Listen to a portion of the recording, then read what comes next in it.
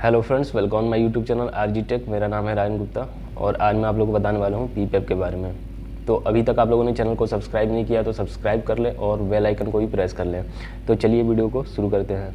हमारे quality management system के जो 5 कोर टूल्स होते हैं उसमें से एक है पीपैप। तो आज हम जानेंगे पीपैप के बारे में।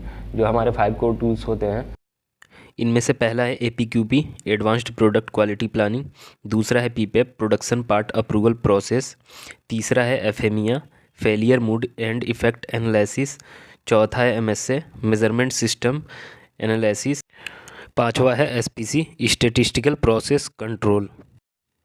अब हम बात करते हैं पीपैप की। पीपैप का फुल फॉर्म होता है प्रोडक्शन पार्ट अप्रूवल प्रोसेस। पीपैप हम क्यों करते हैं? जब भी कोई कस्टमर किसी सप्लायर को कोई भी नया पार्ट बनाने के लिए कहता है तो कस्टमर सप्लायर से रिक्वेस्ट करता है कि आप पार्ट को कैसे बनाएंगे, इसे आप परफॉर्म करके दिखाइए, और कुछ पीपैप के डॉक्यूमेंट्स सबमिट करने के लिए कहता है। और उन सारे डॉक्यूमेंट्स को कस्टमर देखता है, रिव्यू करता है, और अगर हमारे सारे डॉक्यूमेंट्स ओके हैं तो कस्टमर प्रोडक्ट को बनाने के लिए अप्रूवल दे देता है। और जब सप्लायर को कस्टमर से अप्रूवल मिल जाता है तो वह पार्ट का मास प्रोडक्शन स्टार्ट कर देता है। पीपैप को AIAG automotive industry action group ने 1993 में डेवलप किया था। अभी पीपैप का जो एडिशन चल रहा है वो 4th एडिशन चल रहा है, जो जून 2006 में पब्लिश हुआ था। पर्पज़ ऑफ पीपैप, पीपैप करने का क्या पर्पज़ होता है? By PPAP it means that the supplier has understood all the requirements of the customer very well. PPAP करने का मतलब होता है कि सप्लायर ने कस्टमर की जो सारी रिक्वायरमेंट्स हैं उनको अच्छे से समझ लिया है, and the requirements of the customer will be fully filled. और कस्टमर की जो सारी रिक्वायरमेंट्स हैं उनको जो सप्लायर है उनको अच्छे से फुलफ़िल करेगा। The supplier is ready for production and will deliver quality products to the customer. Supplier production के लिए तैयार है और कस्टमर को क्वालिटी प्रोडक्ट ही डिलीवर करेगा। पीपैप डॉक्यूमेंट्स एंड सबमिशन लेवल, इसमें पीपैप के जो 19 डॉक्यूमेंट्स होते हैं उनको नीचे दिए गए टेबल में दिखाया गया है, जो सप्लायर को कस्टमर को सबमिट करना होता है। इसमें 1 से लेकर 5 अलग अलग लेवल होते हैं जो यह बताते हैं कि किस लेवल में किस डॉक्यूमेंट को सबमिट करना है। और इस डॉक्यूमेंट के आगे RS और स्टार दिया गया है जिनका अलग अलग मतलब होता है। जो हमारे पीपैप के 19 डॉक्यूमेंट्स होते हैं उनमें से पहला है डिज़ाइन रिकॉर्ड, दूसरा है इंजीनियरिंग चेंज डॉक्यूमेंट, तीसरा है कस्टमर इंजीनियरिंग अप्रूवल, चौथा है डिज़ाइन FMEA, पांचवा है प्रोसेस फ्लो डायग्राम, छठवा है प्रोसेस FMEA, सातवा है कंट्रोल प्लान, आठवां है मेजरमेंट सिस्टम एनालिसिस स्टडीज़, नौवां है डायमेंशनल रिजल्ट्स, 10वां है मटेरियल परफॉर्मेंस टेस्ट रिजल्ट, 11वां है इनिशियल प्रोसेस स्टडीज़, 12वां है क्वालिफाइड लेबोरेटरी डॉक्यूमेंटेशन, 13वां है अपीयरेंस अप्रूवल रिपोर्ट, 14वां है सैंपल ऑफ प्रोडक्ट, 15वां है मास्टर सैंपल, 16वां है चेकिंग एड्स, 17वां है records of compliance with customer specific requirements, 18वां है पार्ट सबमिशन वारंट, और 19वां है बल्क मटेरियल चेकलिस्ट। अब हम जान लेते हैं कि हमारे जो सबमिशन लेवल दिए गए हैं 5 अलग अलग, उनमें R का क्या मतलब है, S का क्या मतलब है और स्टार का क्या मतलब है।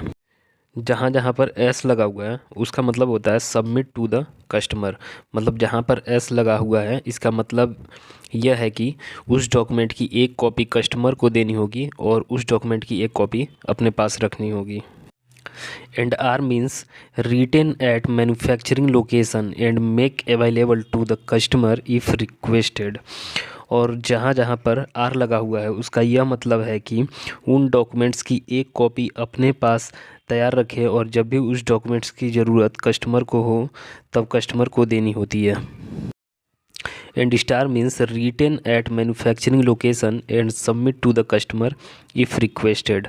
और जहाँ पर स्टार लगा हुआ है इसका मतलब यह है कि हम इन डॉक्यूमेंट्स को सुरक्षित अपने पास रखें और कस्टमर जब भी मांगे तब उसे दे दें।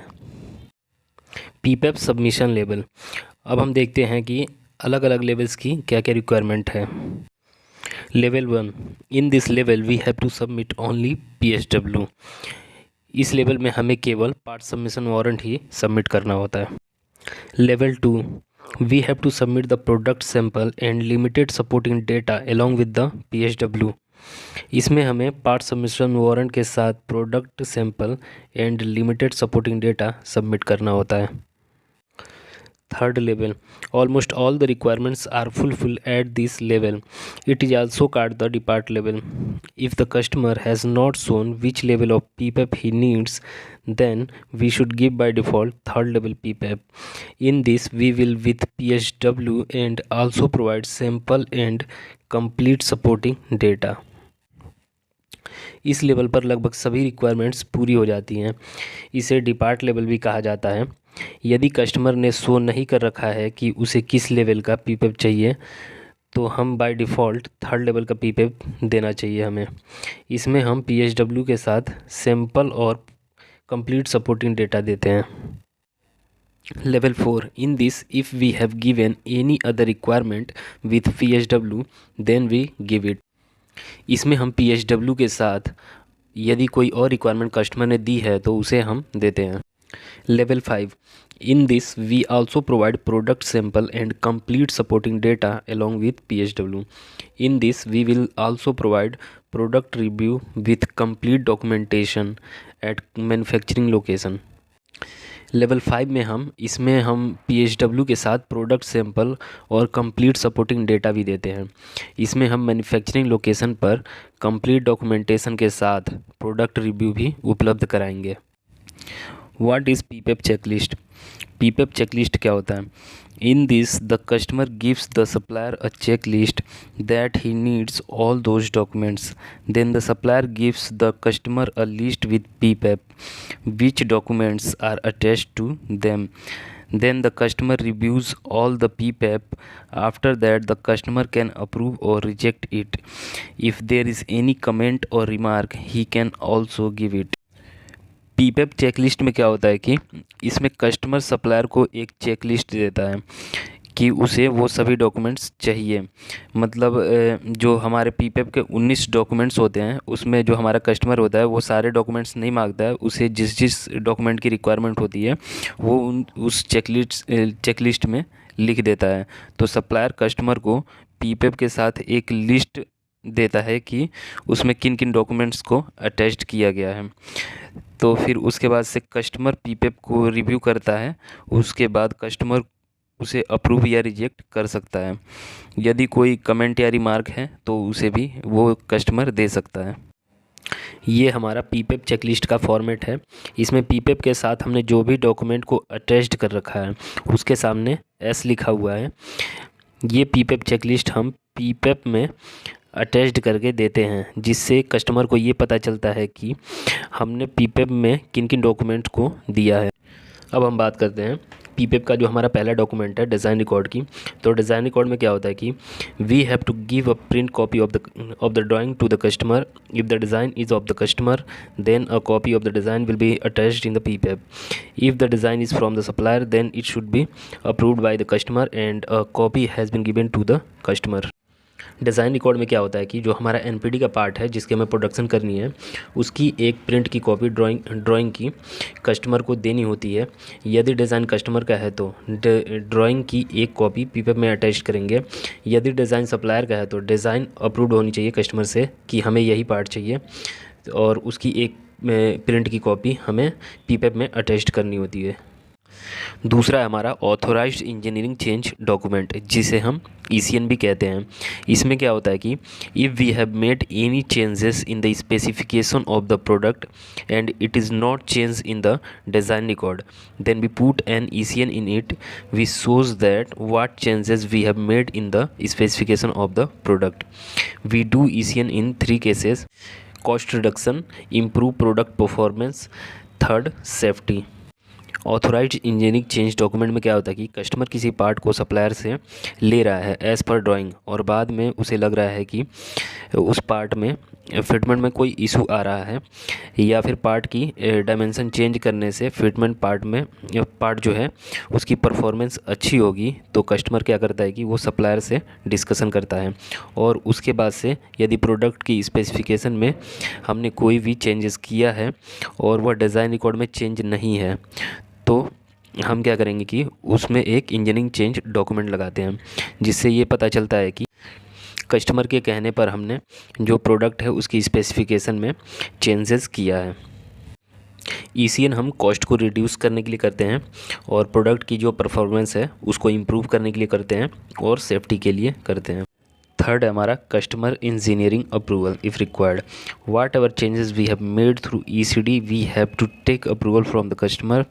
We can't flow any changes in the part. When the customer give us the approval, then we will put a copy of it with the PPAP। Customer engineering approval में क्या होता है कि जो भी चेंजेस हमने ईसीडी के द्वारा किया है उसका अप्रूवल हमें कस्टमर से लेना होता है। पार्ट में कोई भी चेंजेस जो है वो हम अपने अनुसार नहीं कर सकते हैं। जब कस्टमर हमें अप्रूवल देता है तो उसकी एक कॉपी हम पीपैप के साथ लगाते हैं। फोर्थ नंबर है हमारा डीएफएमईए। डीएफएमईए का फुल फॉर्म होता है design failure mode and effect analysis. DFMEA means what is the possibility of failure in our design. If the supplier is responsible for the design then he will also put a copy of DFMEA with the PPAP which will be reviewed by the customer। DFMEA is applicable only if the supplier is responsible for the design। DFMEA हम क्यों करते हैं? हमारी जो new drawing होती है उसमें क्या क्या फेलियर होने के चांसेस हो सकते हैं, इसके लिए हम DFMEA करते हैं। अगर कस्टमर ने सप्लायर को कोई ड्राइंग नहीं दी है तो उस केस में DFMEA एप्लीकेबल होता है। यदि डिज़ाइन के लिए सप्लायर जिम्मेदार है तो वह DFMEA की एक कॉपी पीपैप के साथ लगाएगा जिसका कस्टमर रिव्यू करता है। पीपैप डॉक्यूमेंट का जो पांचवा डॉक्यूमेंट होता है वो होता है PFD, process flow diagram. In this we have to make a flow diagram of the whole process and it has to be included with the PPAP. What will be the steps in our process and how our product we made. इसमें क्या होता है कि इसमें हमको पूरी process का एक फ़्लो डायग्राम बनाना होता है और इसको पीपैप के साथ लगाना होता है कि हमारी प्रोसेस में क्या क्या स्टेप्स होंगे और कैसे कैसे हमारा जो प्रोडक्ट है वो बनेगा। ये हमारा प्रोसेस फ्लो डायग्राम का फॉर्मेट है जिसमें ऊपर ये 5 सिंबल्स दिए गए हैं। इन पांचों सिंबल्स के अलग अलग मतलब होते हैं। इन सिंबल्स की सहायता से दिखाया गया है कि हमारी प्रोसेस में क्या क्या स्टेप्स होंगे और कैसे कैसे हमारा प्रोडक्ट है वो बनेगा। जो हमारे पांचों सिंबल्स दिए गए हैं ऊपर, उनमें सबका अलग अलग मतलब होता है। उसमें पहला जो सिंबल है वो प्रोसेस के लिए सर्किल सिंबल का यूज़ हम करते हैं और दूसरा जो सिंबल है वो स्क्वायर सिंबल है। इंस्पेक्शन के लिए हम स्क्वायर सिंबल का यूज़ करते हैं। और तीसरा जो है डायमंड का सिंबल है। डायमंड सिंबल का यूज़ हम डिसीजन के लिए यूज़ करते हैं। और चौथा जो है एरो का है, वो ट्रांसपोर्टेशन के लिए हम एरो सिंबल का यूज़ करते हैं प्रोसेस फ्लो डायग्राम में। और पाँचवा जो है वो ट्रायंगल का सिंबल है, उसमें हम स्टोरेज के लिए ट्रायंगल सिंबल का यूज़ करते हैं। ये जो हमारा प्रोसेस फ्लो डायग्राम का फॉर्मेट है, इसमें हमने एक बोल्ट का प्रोसेस फ्लो डायग्राम बनाया है जिसमें स्टेप 1 में दिखाया गया है कि किसी भी प्रोडक्ट को बनाने के लिए सबसे पहले हमारा स्टेप होगा जो है वो रॉ मटेरियल मंगाएंगे। रॉ मटेरियल आने के बाद हम इंस्पेक्शन करेंगे जिसके लिए हमने स्क्वायर सिंबल का यूज़ किया गया है। और डिसीजन के लिए हम डायमंड सिंबल का यूज़ करते हैं, उसके लिए हमने डायमंड सिंबल का यूज़ किया गया है। अगर हमारा RM ओके है, रॉ मटेरियल हमारा ओके है, तो सेकंड स्टेप में हम रॉ मटेरियल स्टोरेज करने के लिए ट्रायंगल सिंबल का यूज़ किया है। इसी तरह से हम सिंबल्स की सहायता से रॉ मटेरियल से लेकर डिस्पैच तक का पूरा प्रोसेस हम प्रोसेस फ्लो डायग्राम में दिखाते हैं। ये बोल्ट का जो हमने PFD बनाया है उसमें सबसे पहले स्टेप में क्या होगा कि रॉ मटेरियल आएगा। रॉ मटेरियल आने के बाद रॉ मटेरियल का इंस्पेक्शन होगा। उसके बाद से सेकंड स्टेप में उसको स्टोर कर लिया जाएगा। स्टोर करने के बाद से जब भी हमें प्रोडक्ट को बनाना है उसके लिए मशीन पे उस मटेरियल को ले जाएंगे और उसकी फोर्जिंग होगी। फोर्जिंग होने के बाद बोल्ट में थ्रेडिंग होगी, चूड़ी पड़ेगा, उसे हमने रोलिंग लिखा है। रोलिंग होगा, रोलिंग होने के बाद से हीट ट्रीटमेंट करेंगे उसका। हीट ट्रीटमेंट करने के बाद से उस पर प्लेटिंग चढ़ेगी। प्लेटिंग करने के बाद से उस मटेरियल को पैकिंग किया जाएगा। पैकिंग करने के बाद से उस मटेरियल को हम स्टोर कर लेंगे स्टोर रूम में ले जा करके, और उस मटेरियल को जब भी डिस्पैच करना हो तो उसको हम पीडीआर बनाएंगे। उसके बाद से हम पीडीआर रिपोर्ट बनने के बाद से लास्ट स्टेप में हम इस मटेरियल को डिस्पैच कर देंगे जिस भी कस्टमर के पास भेजना है वहाँ पर। पीपेप का जो छठा डॉक्यूमेंट होता है वो होता है PFMEA, process failure mode and effect analysis. With the help of this what can be the failure in our process which can be damage our product, we have to analyse it and also we have to attach the copy of the sheet of PFMEA with the PPAP. PFMEA क्या होता है कि इसमें हमारी process में क्या क्या failure हो सकते हैं जिनसे कि हमारा प्रोडक्ट ख़राब हो सकता है, उसका एनालिसिस करते हैं। और पीएफएमईए की शीट की कॉपी को भी हमें पीपेप के साथ लगानी होती है। पीपेप का जो सातवां डॉक्यूमेंट होता है वो होता है control plan. Control plan is a very important document of PPAP. Control plan shows step by step which process will maintain which dimensions and how to control them, all parameters from incoming inspection to final inspection, how it will be formed and how it will be controlled. It is in all control plans. पीपेप में control plan बहुत ही ज़रूरी document होता है। Control plan step by step दिखाता है कि कौन कौन सी प्रोसेस में कौन कौन से डायमेंशन मेंटेन होगी और इन्हें कैसे कंट्रोल करना है। इनकमिंग इंस्पेक्शन से लेकर फाइनल इंस्पेक्शन तक की सभी पैरामीटर्स कैसे बनेंगे और कैसे कंट्रोल होंगे, यह सभी कंट्रोल प्लान में होता है। पीपेप का जो हमारा आठवां डॉक्यूमेंट होता है वो होता है एमएसए। एमएसए का फुल फॉर्म होता है measurement system analysis studies. In MSA we do gauge R and R. Gauge R and R means gauge repeatability and reproducibility in which we are going to check any critical dimension by gauge, then in that we study how much repeatability and reproducibility is coming. We have to attach MSA report in PPAP. MSA में हम gauge R and are करते हैं। Gauge R and are का मतलब होता है कि gauge repeatability and reproducibility, जिसमें किसी क्रिटिकल डायमेंशन को गेज द्वारा चेक करने वाले हैं तो उसमें हम स्टडी करते हैं कि हमारी रिपीटेबिलिटी एंड रिप्रोड्यूसिबिलिटी कितनी आ रही है। इसकी रिपोर्ट भी हमें पीपेप के साथ लगानी होती है, अटैच करनी होती है। पीपेप का नवा डॉक्यूमेंट होता है डायमेंशनल रिजल्ट। डायमेंशनल रिजल्ट में क्या होता है कि in this we have to submit all the dimensional reports. In this the final report of the product we put in the PPAP. इसमें हमें सभी डायमेंशनल रिपोर्ट को सबमिट करना होता है। ड्राइंग के अकॉर्डिंग पार्ट के जितने भी डायमेंशन होते हैं उसे हम चेक करते हैं और उसका हम लेआउट करते हैं। इसमें जो प्रोडक्ट की फाइनल रिपोर्ट होती है उसे हम पीपेप में सबमिट करते हैं, लगाते हैं। पीपेप का हमारा 10वां डॉक्यूमेंट है material performance test report. Material performance test report क्या होता है? There should be physical, chemical और metallurgical records of the raw material we are using to make the product and we have to report all the test we have done on the product and attach the all reports with the PPAP। इसमें क्या होता है कि product को बनाने में हम जिस भी रॉ मटेरियल का यूज़ कर रहे हैं उसका physical, chemical and metallurgical test record होना चाहिए, और उसके बाद प्रोडक्ट पर हमने जितने भी टेस्ट किए हैं उसके उन सभी का रिपोर्ट हमें पीपेप के साथ देना होता है। पीपेप का जो हमारा 11वां डॉक्यूमेंट है वो है इनिशियल प्रोसेस स्टडीज़, जिसे हम एसपीसी भी कहते हैं, statistical process control. In statistical process control we see how capable our process is. We also have to report it with PPAP। SPC is the scientific visual method of monitoring and controlling the process। In SPC we control the process based on the data। Also in the process we see that what kind of behavior is, what kind of graph is being made and how to monitor it। SPC जो है वो हमारी 5 core tool में से एक होता है। SPC में हम देखते हैं कि हमारी प्रोसेस कितनी कैपेबल है। एसपीसी प्रोसेस को मॉनिटर और कंट्रोल करने का साइंटिफिक विजुअल मेथड है। एसपीसी में हम आंकड़ों के आधार पर प्रोसेस को कंट्रोल करते हैं, साथ ही प्रोसेस में देखते हैं कि उसका बिहेवियर किस तरह का है, उसका ग्राफ कैसा बन रहा है और उसको मॉनिटर कैसे करते हैं। एसपीसी के बारे में हम डिटेल्स में जानेंगे एसपीसी की अगली वीडियो में। 12वां डॉक्यूमेंट है हमारा qualified laboratory documentation. If we do the testing of our product in house और get it done from outside that the lab should be certified by NABL। इसमें क्या होता है कि हमारा जो प्रोडक्ट है उसकी टेस्टिंग अगर हम इन हाउस करते हैं या फिर कहीं बाहर से करवाते हैं, तो जिस भी लेबोरेटरी से करवाते हैं वो लैब NABL से सर्टिफाइड होना चाहिए। और अगर कस्टमर ने क्वालिफाइड लेबोरेटरी रिपोर्ट डॉक्यूमेंट मांगी है तो हमें PPAP के साथ अटैच करना होता है, उसे देना होता है।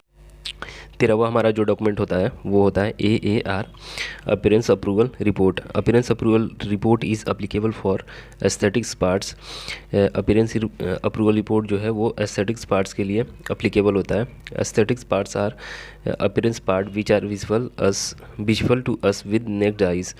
जो एस्थेटिक्स पार्ट्स होते हैं वो विजिबल होते हैं हमें खुली आंखों से, नेक्ड आइज़ से जो दिखते हैं उसे हम एस्थेटिक्स पार्ट्स कहते हैं। जैसे कि हमारी जो कार होती है, गाड़ी होती है, उनके असेंबल होने के बाद, कंप्लीट होने के बाद उनके बाहर के जो पार्ट्स होते हैं वो एस्थेटिक्स पार्ट्स होते हैं। एग्जांपल के तौर पे जैसे बॉडी है कार की, टायर है, सीट है, मिरर है, ETC, ये जो सारी चीज़ें होती हैं, अगर इस टाइप का हम कुछ पार्ट्स बना रहे हैं तो उसके लिए हमें AAR appearance approval report submit करना होता है PPAP के साथ। 14वां डॉक्यूमेंट हमारा प्रोडक्ट सैंपल। प्रोडक्ट सैंपल में क्या होता है कि with PPAP we have to submit a sample of product, take a photo of the product and give it with PPAP that our final product will look like this. PPAP में क्या होता है कि PPAP के साथ हमें product का sample submit करना होता है। जो हमारा प्रोडक्ट है उसका एक फ़ोटो लेकर हम PPAP में अटैच कर देते हैं कि हमारा जो फाइनल प्रोडक्ट है वो इस टाइप का दिखेगा। 15वां डॉक्यूमेंट है हमारा मास्टर सैंपल। मास्टर सैंपल में क्या होता है कि whatever part we have made in production lot we give some part to the customer for approval और we keep some parts of it with us as a master sample for future reference. इसमें क्या होता है कि जो भी हमने production में लॉट बनाया है उसमें से हम कुछ पार्ट कस्टमर को दे देते हैं अप्रूवल के लिए, और जब कस्टमर से अप्रूवल मिल जाता है तो उनमें से हम कुछ पार्ट फ्यूचर रेफरेंस के लिए अपने पास रख लेते हैं एज अ मास्टर सैंपल। 16वां डॉक्यूमेंट हमारा चेकिंग एड्स। चेकिंग एड्स क्या होता है? Whatever instrument we have done to check the part as a customer requirement we have to make a list and give it with PPAP। Checking aids में क्या होता है कि जो भी इंस्ट्रूमेंट हमने पार्ट को चेक करने के लिए यूज़ किया है एज अ कस्टमर रिक्वायरमेंट, उसकी पूरी डिटेल्स हमें लिस्ट बना के PPAP के साथ सबमिट करनी होती है, देनी होती है। और उस पार्ट को चेक करने के लिए जो भी इंस्ट्रूमेंट हमने यूज़ किए हैं, इंस्ट्रूमेंट या गेजेस, वो सारे इंस्ट्रूमेंट और गेजेस कैलिब्रेटेड होने चाहिए। हमारा 17वां डॉक्यूमेंट होता है CSR, कस्टमर स्पेसिफिक रिक्वायरमेंट। इसमें क्या होता है कि all of our customers have different requirements apart from the 19 documents of PPAP. If our customer has asked for any other requirements, then we also have to submit them. Example में है packing standard, tooling records, list of suppliers, ETC। इसमें क्या होता है कि हमारे जो customer होते हैं उन सभी के अलग अलग रिक्वायरमेंट्स होती हैं। तो जो हमारे PPAP के 19 डॉक्यूमेंट्स होते हैं उनके अलावा अगर हमारे कस्टमर ने कोई और रिक्वायरमेंट मांगी है तो उन्हें भी हमें सबमिट करना होता है। जैसे कि हमारा पैकिंग स्टैंडर्ड होता है, टूलिंग के रिकॉर्ड्स होते हैं। अगर टूलिंग के रिकॉर्ड्स भी अगर हमारा कस्टमर मांगता है तो उसे देना पड़ता है। और उसके बाद से लिस्ट ऑफ सप्लायर, हमारे जितने भी सप्लायर हैं उसकी भी लिस्ट अगर मांगता है तो देना पड़ता है। 18वां डॉक्यूमेंट है हमारा PSW, पार्ट सबमिशन वारंट। इसमें क्या होता है कि after completing all the documents we have to submit the PSW। In PSW, part name, part number, level of PPAP we are submitting, customer and supplier address. PSW में क्या होता है कि हमारे सारे डॉक्यूमेंट्स पूरे होने के बाद से हमें PSW देना होता है। PSW हम किसी भी लेवल का PPAP सबमिट कर रहे हो, PSW तो हमें देना ही पड़ता है। PSW में जो जनरल इन्फॉर्मेशन होती है प्रोडक्ट की वो सब हम डालते हैं। PSW में पार्ट नेम, पार्ट नंबर, किस लेवल का PPAP हम सबमिट कर रहे हैं, पार्ट का वेट कितना है, कस्टमर का एड्रेस और सप्लायर का एड्रेस, ये सारी चीज़ें हम PSW में। 19वां डॉक्यूमेंट हमारा होता है bulk material checklist. Bulk material checklist में क्या होता है कि if we are supplying any material in bulk then we make a checklist for how to be check. Bulk material checklist में क्या होता है कि अगर हम बल्क में मटेरियल को सप्लाई करेंगे तो मटेरियल को हम किस तरीके से सप्लाई करेंगे, कैसे चेक किया जाएगा, ये जॉइंटली कस्टमर और सप्लायर के बीच में एग्रीड होना चाहिए। तो वीडियो में बस इतना ही था। अगर वीडियो अच्छी लगी हो तो लाइक, शेयर एंड सब्सक्राइब जरूर करें।